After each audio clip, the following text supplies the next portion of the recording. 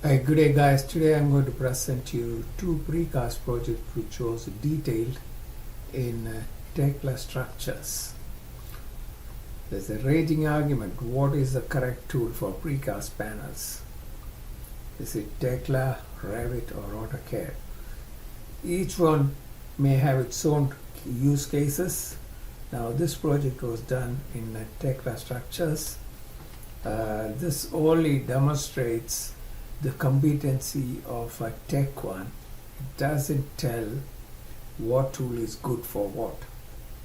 However, we have used AutoCAD, Revit and Tekla Structures to detail precast panels, and a good number of them.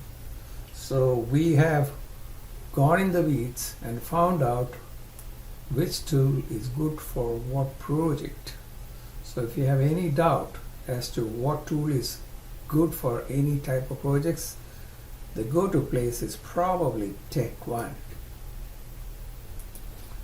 As with AutoCAD, where we have written a lot of tools and of course stolen by someone else,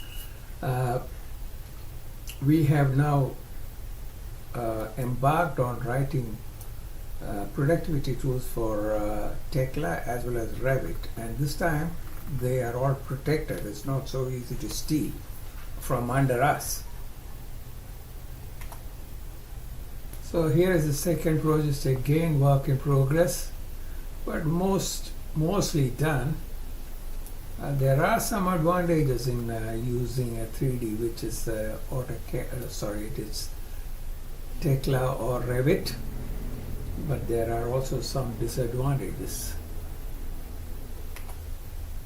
So you can see that all the Rio is modeled, and we can clash check and make sure there's no difficult Rio situations. There are no clashes that can be relatively easily done compared to AutoCAD. Or maybe Revit also can do it, but each one has its own nuances. Next time you have a complicated precast project which has to be done quickly and efficiently and without mistakes, you know where to go.